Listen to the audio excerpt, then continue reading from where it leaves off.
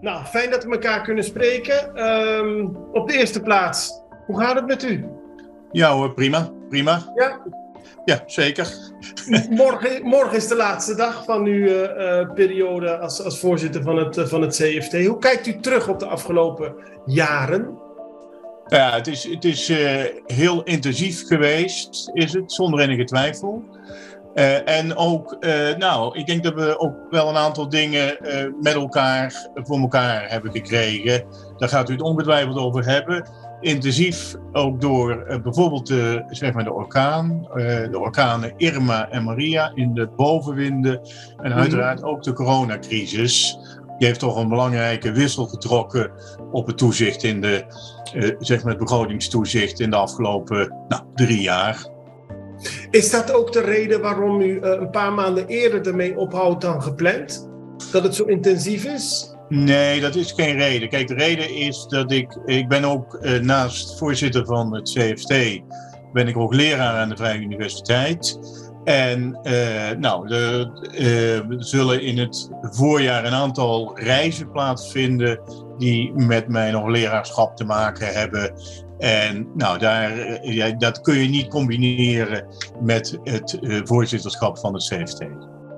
Hier op Curaçao zijn we altijd geneigd. Het werk wat u doet voor het CFT zien wij als het belangrijkste wat u ook elke dag te doen heeft. En dat hoogleraarschap nemen voor kennisgeving aan. Maar we denken natuurlijk dat u de hele tijd hiermee bezig bent. Denken ze in Amsterdam, hij heeft ook nog iets op de Antillen, maar het hoogleraarschap is het belangrijkste. Kijken ze daar heel anders tegenaan? Nou, kijk, het is een nevenfunctie, het voorzitterschap van het CFT. Aan de andere kant is het een stevige nevenfunctie, dus dat zullen ze zich in Amsterdam realiseren. Aan de andere kant, kijk, ik heb het 6 jaar in mijn optiek gedaan. Ik reken dan ook even het moment dat ik hiervoor gevraagd ben, de inwerkperiode mee. En het is goed om nu al die academische dingen waar ik ook mee bezig geweest ben de afgelopen jaren, om die weer met alle energie op te pakken. Maar is er veel aandacht voor uw werk voor het CFT in Nederland? Nee, er is niet veel aandacht voor. Uiteraard is er wel wat belangstelling. Er staat bijvoorbeeld vandaag een interview van mij in het Financiële Dagblad, wat overigens ook morgen in de krant zal verschijnen. Kortom, rondom dit soort momenten wel. Uiteraard is er bij sommige Kamerleden die dit in portefeuille hebben belangstelling voor. Maar ik zou niet willen zeggen dat er veel belangstelling voor is. En dan wordt er altijd in zulke interviews gekeken van 6 jaar gedaan. Hoe was het toen u begon en hoe was het toen u wegging? Bent u tevreden? Is het duimpje omhoog of is het duimpje naar beneden? Ja, kijk, er is gelukkig ook nog een tussenvorm, zou ik willen zeggen. Dus beide kwalificaties zou ik niet willen bezigen. Kijk, ik denk dat we hard gewerkt hebben aan een stukje bewustwording. Daar ben ik zeker tevreden over. De public awareness over begrotingen, over openbare financiën, over de mogelijkheden en de onmogelijkheden, die zijn zeker groter geworden de afgelopen tijd. Voor een deel ook nog in een boek opgeschreven, wat ik morgen graag aan Tom de Graaf zal overhandigen, de vicepresident van de Raad van State. Als het puur gaat over de begrotingen, dan heb ik het met name over de schuldquote. Ja, die zie je omhoog gaan. Dat heeft ook te maken met wat ik al tegen u zei, die bijzondere omstandigheden. Dus die orkanen en dus ook de coronacrisis uiteraard. Van de andere kant, dat zijn de uitkomsten. Van de andere kant de situatie zonder toezicht. Die is denk ik moeilijk voorstelbaar voor Curaçao, maar niet voor Aruba. Die hebben ze natuurlijk gehad voor 2015 en toen liep die staatsschuldquote nog veel harder op. Kortom, ik denk dat we daar zeker een bijdrage aan geleverd hebben. Dat begrijp ik en er is ook zeker een bijdrage geleverd. Alleen als gevolg van, laten we het even in eerste instantie op Curaçao bekijken, de coronapandemie. Alle goede bedoelingen die er waren en die er al vanaf 2017 met u besproken zijn, die leken opeens veel moeilijker omdat er grote externe omstandigheden kwamen. Zeker. Kijk, en zeker, dat is ook zo. Kijk, die economie is echt in 2020 behoorlijk gekrompen. Overigens is het ook goed om te memoreren dat zeg maar die coronapandemie, nou, die begon zeg maar op 16 maart zo ongeveer. Werden de hotels gesloten, werden de restaurants gesloten. Op 9 april heeft zeg maar Nederland al de eerste coronalening overgemaakt aan Curaçao. Waardoor ambtenaren betaald konden worden, waardoor uiteindelijk ook die loonsteun zeg maar, gegeven kon worden aan ondernemers. Kortom, ja, dat toch die basisvoorwaarden, dat die zeg maar nog gewoon gerealiseerd konden worden. Daar hebben wij overigens als CFT ook een bijdrage geleverd. We hebben dat berekend, we hebben in die begrotingen gekeken. Kortom, ja, dat is denk ik ook goed om te memoreren. En wat ook goed is om te memoreren is dat herstel uit die coronacrisis. Dat is toch behoorlijk voorspoedig gegaan. In het bijzonder voorspoedig op Aruba, maar zeker ook op Curaçao. En vorig jaar was er ook geen zeg maar coronasteun meer mogelijk. Dat heeft overigens ook ermee te maken gehad dat uw zeg maar minister van Financiën een inspanning geleverd heeft om zeg maar de belastingen om die binnen te gaan halen. Kortom, ja, zeker die coronacrisis heeft roet in het eten gegooid. Was zeker zeg maar moeilijk. Van de andere kant, ja, ik denk dat we vandaag de dag toch kunnen zien dat het herstel voorspoedig was. Het herstel was voorspoedig, toch blijft 2023 vol met uitdagingen zitten. Als we kijken ook naar het laatste persbericht van het CFT. Lastenbeheersing blijft cruciaal. We hebben wel wat positieve dingen meegekregen, maar we hebben nog steeds veel uitdagingen voor de komende jaren. Zeker, zeker. Er is sprake van wat ik dan maar noem in de begroting 23, zoals die is vastgesteld door de gouverneur, van een fragiel evenwicht. Dat betekent dat echt heel goed die uitgaven het komende jaar in de gaten gehouden moeten worden. Ook zeg maar de inkomsten binnen moeten komen. Ik moet zeggen dat ik wel wat verrast was door het bericht deze week, wat overigens, heb ik begrepen, niet met het CFT was gecommuniceerd, dat de minister van Financiën de belastingen naar beneden wilde gaan brengen. Ik denk dat daar eerlijk gezegd geen ruimte voor is om die belastingen naar beneden te brengen. Goed, dat is ook iets wat zeg maar, door mijn opvolger besproken zal worden, maar ik refereer maar even aan de begroting. Dus er liggen heel veel uitdagingen. Aan de andere kant, ja, het is ook goed zeg maar, om als toezichthouder af en toe het positieve te benoemen. En dat heb ik gedaan met zeg maar, de extra inkomsten die in 2022 ten opzichte van de begroting zijn gegenereerd. En dan gaat het vooral om de belastinginkomsten waar veel werk aan gezet is. Ja, nee, zeker. Zeker. Dit gaat over het compliance project, wat minister Sylvania heeft opgestart. En ja, daar verdient hij een compliment voor. En die heb ik nu 3 keer gemaakt, dus daar wou ik het verder bij laten. Begrijp ik. Het zal zeker goed worden ontvangen. Tegelijkertijd zie je dan, precies in dat voorbeeld wat u aangeeft, dat lijkt me best lastig als voorzitter van het CFT. Elke keer praat je met de minister van Financiën, van in dit geval Curaçao. Er zijn punten die elke keer weer opnieuw op tafel komen. Maar er is ook nog een politiek waarbij een minister van Financiën wil laten zien van kijk eens, wij zorgen dat er veel meer belastingen binnenkomen. Dat is goed voor het eiland. En dat heeft tot gevolg dat dadelijk de belastingen wat zullen gaan verminderen. Of in dat geval van 2017 alle oude belastingen zullen worden weggeschrapt. Tegelijkertijd moet hij ook met u overleggen. Heeft u het ervaren om te praten met mensen die zowel inhoudelijk verantwoordelijk zijn voor de financiën van Curaçao, maar tegelijkertijd ook een politieke rol hebben? Ja, laat ik daar dit over zeggen. Kijk, Kijk, wat belangrijk is natuurlijk gewoon dat ook deze minister van Financiën het compliment verdient voor wat ik net gegeven heb. Maar het er uiteindelijk wel om gaat dat er een begrotingsevenwicht in 23 gerealiseerd wordt en in 24 en in 25 een begrotingsoverschot moet zijn. Waarom? Omdat er zeg maar een lening is uit 2010 in het kader van de schuldsanering die in 2025 afgelost moet worden. Dat gaat een lening van 140 miljoen gulden gaat het om. Kortom, ja, dat is ook een omstandigheid waar hij mee zou moeten rekenen en dealen. En ja, mijn ervaring is wel dat ook van politici gevraagd kan worden om het zo helder mogelijk voor het voetlicht te werpen. Dat uiteindelijk ook zeg maar de politiek zich daar rekenschap van moet geven. En in de overleggen met de staten, die ik ook de afgelopen jaren heb gehad, is dat ook iedere keer aan de orde gekomen. En nou, is dat uiteindelijk ook een boodschap, zeg maar, waar men natuurlijk kennis van neemt, maar uiteindelijk ook rekenschap aan moet geven.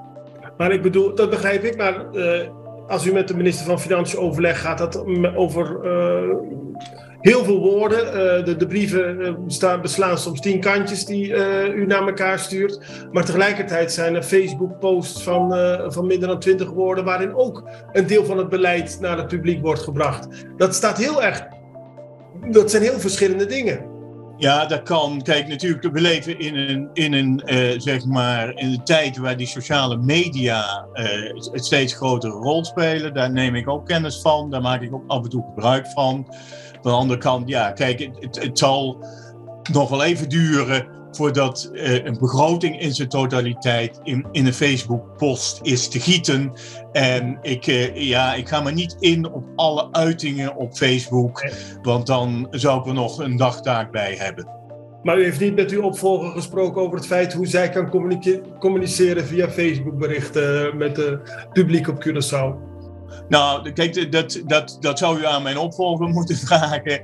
Kijk, wat we wel willen en wat heel belangrijk is, en wat denk ik ook de goede afgelopen tijd ook gebeurd is dit soort communicatie, ook de persconferenties die we op Curaçao geven, de voorlichting aan het publiek, ook de lezingen die we gegeven hebben. Ik denk ook met heel veel plezier terug aan de lezing die in mei 21 is gegeven. Waarom? Nou, ook om een paar redenen. Het kabinet Pisas was net aangetreden, was in de wittebroodsweken van het kabinet Pisas, was ook mijn eerste kennismaking met meneer Pisas. Overigens staat ook in het boekje, heeft hij uiteindelijk een plek gekregen. Meneer Pisas vroeg om brieven die wat minder scherp waren, die wat minder, de puntjes op de i legden. We hebben gezegd, ja, luister eens goed meneer Pisas, ik heb in mijn leven 1 keer een liefdesbrief geschreven en met die vrouw ben ik nog steeds getrouwd. Nou, hij is daar overigens iedere keer op teruggekomen, dus dat vind ik ook, die kwinkslag op die manier oppakt. Maar goed, hoe het ook zij, die lezing was ook de eerste keer na corona dat we weer bij elkaar konden komen. Nou, het ging denk ik ook over de problematiek. Kijk, dat begrotingsherstel, als ik dan nog iets over dat begrotingsherstel mag noemen, dat moet hand in hand gaan met economische hervorming. Dat is eigenlijk een boodschap die al in het einde van de jaren 90 door een toenmalige commissie van Lennep is gecommuniceerd. En eigenlijk staan we daar vandaag de dag nog steeds voor. Dus dat begrotingsherstel, nou, dat komt eraan, of dat is toch in belangrijke mate in wording. Maar ik vind eerlijk gezegd rondom die economische hervormingen, ja, daar is het toch nog wel heel erg beperkt. Is het nog wel heel erg veel woorden, discussie over die coho. Nou, noem maar op, daar ga ik geen commentaar op geven. Maar ik zou nu zeggen, laten we nu toch eindelijk eens die economische hervormingen op Curaçao ter hand nemen. Want zonder economische hervormingen krijgen we niet die sluitende begrotingen en zeker geen begrotingen met surplus daarop. Nou, zeker het laatste niet. En kijk, waarom zijn die economische hervormingen belangrijk? Omdat dat ook tot economische groei leidt. Ja. En nou, als ik dan 1 punt mag noemen, dat is uw arbeidsmarkt. Kijk, de arbeidsmarkt, daar heb je echt sprake van een insider-outsider probleem. Met andere woorden, de insiders ja, die hebben een plek op de arbeidsmarkt. Maar voor outsiders is het heel moeilijk om daar binnen te komen. Jongeren, noem maar op. Terwijl het voor de groei van de economie, voor ondernemers die mensen willen aannemen, heel belangrijk is dat die outsiders, dat die zeg maar kunnen toetreden. En daar zou nu echt eens daadwerkelijk meters in gemaakt moeten gaan worden. En dat zegt u met het besef dat al meer dan 25 jaar bekend is dat dat een probleem is en dat het aangepakt zou moeten worden. Zeker. Van de andere kant, het staat nu wel klip en klaar in het landspakket. Ja. Dus daar wordt het heel precies geformuleerd. Nederland heeft ook aangegeven dat ze daar Curaçao bij wil helpen. Nou, ik constateer dat er wel heel lang over de vormgeving van die hervormingen is gesproken. Nou, die discussie die kunnen we nu achter ons laten en laten we nu daadwerkelijk die hervormingen ter hand nemen. Dat is ook mijn oproep aan Curaçao, maar dat is ook mijn oproep aan de staatssecretaris. Oké, duidelijk. Er zijn in de afgelopen jaren, in uw voorzitterschap, zijn er zijn er uitdagingen op tafel gekomen die elke keer weer terugkomen, maar niet een oplossing voor lijkt te komen. Bijvoorbeeld de hoge kosten in de gezondheidszorg. Daar is al veel over gesproken. U heeft er veel over gezegd. Hoe komt het toch dat sommige dingen zo lang op zich laten wachten? Ja, dat is een goede vraag. Kijk, ik denk dat dat laat ik vooropstellen. En ik heb ook, toen ik 2 weken geleden op Curaçao was, met de heer Monte even kort gesproken. Die was erbij bij mijn afscheid. Nou, er zijn nu natuurlijk een aantal initiatieven nu om daar,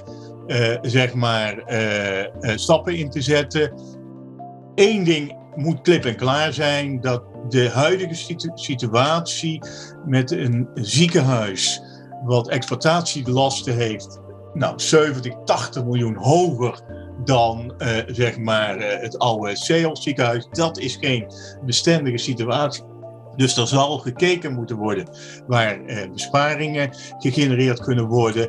En die vinden wel plaats, maar nog te weinig. En ik hoop echt oprecht, overigens ook in het belang van de volgende generatie Curaçaoënaren, dat om dat goede ziekenhuis te behouden, dat de regering, meneer Monte, daar nu daadwerkelijk meters in gaat maken. En ja, het blijft een lastig probleem. Als ik nog 1 ding zou mogen noemen, dat is heel specifiek, maar ik wil hem toch gewoon genoemd hebben. Ik heb me er altijd over verbaasd dat paracetamol bij u voor hoofdpijn, noem maar op, dat nog steeds in het publieke, in het publieke domein zit. Dus onderdeel is van de basisverzekering. En dat lijkt natuurlijk net, als je dat gaat overbrengen naar het private domein, dat allerlei gevolgen heeft. Maar dat valt eigenlijk best mee, want het is gewoon veel te duur.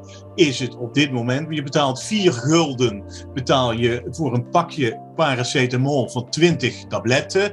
In Nederland is dat overigens €1 voor 50. Dus dat is een stuk goedkoper in Nederland is dat dan op Curaçao. Dus op het moment dat je dat gaat privatiseren, gaan die prijzen naar beneden. En ook voor de burgers, zal het niet duurder zijn. Want die krijgen goedkopere medicijnen en die gaan straks ook geen receptregelvergoeding meer betalen. Kortom, ook voor hen zijn er alleen maar voordelen. De enige, die daar problemen mee zou kunnen hebben, is de apotheker of de importeur.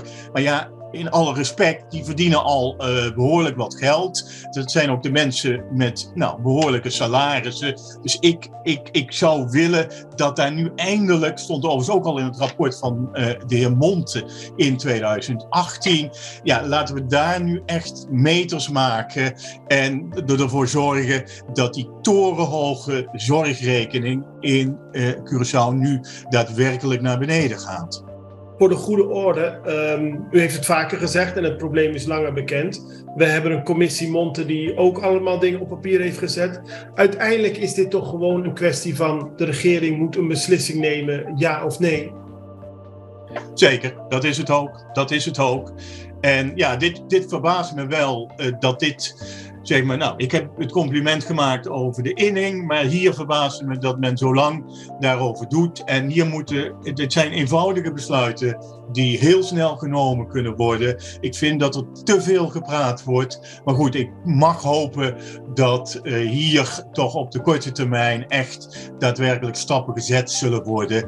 En dat, nou ja, nogmaals, die zorgrekening die veel te hoog is, nu daadwerkelijk naar beneden kan.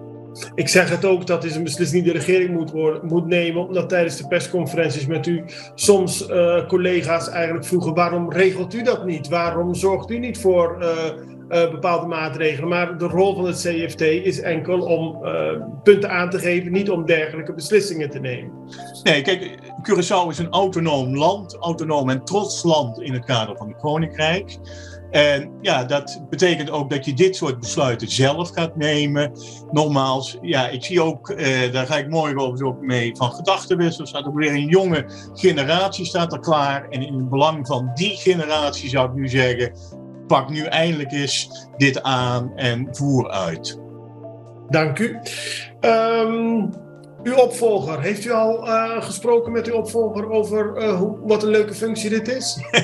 Zeker hoor. Ik heb zeg maar een aantal malen met haar gesproken. U zult overigens, de omstandigheid wil dat zij op 1 februari zal aantreden. Zij zal overigens ook morgen aanwezig zijn in de bijeenkomst die in Den Haag gehouden wordt bij mijn afscheid. En ze zal ook aanstaande, over een paar dagen naar Curaçao toe gaan. Ja. En ze zal dus ook aanwezig zijn bij de collegereis in de eerste week van februari. Dus dat geeft u ook volop de gelegenheid om met haar kennis te maken. En ik zou zeggen, dat lijkt me een prima gelegenheid. Vindt u het moeilijk om los te laten? Ja, enerzijds wel. Tuurlijk. Kijk, wat ik ook zeg.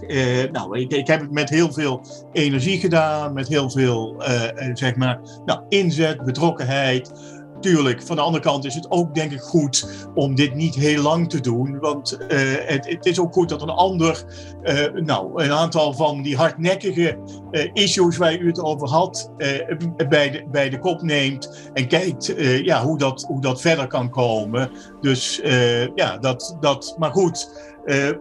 Ik bedoel, ik ben overigens benieuwd hoe het in de toekomst zal gaan. Ik vind overigens wel dat mij nu ook wel enige distantie past. Zeker op het terrein van het financieel toezicht. Van de andere kant, ik ben wel heel benieuwd hoe het met Curaçao zal vergaan. Dus ik hoop zeker nog eens ooit terug te komen. Hartelijk dank. Bedankt voor het interview, bedankt voor de toelichting. Bedankt voor de afgelopen 6 jaar. En we spreken elkaar in de toekomst zeker nog. Zeker, en nu succes met alles. Dank u, oké. Ja, oké, tot ziens hè. Dag. Ja.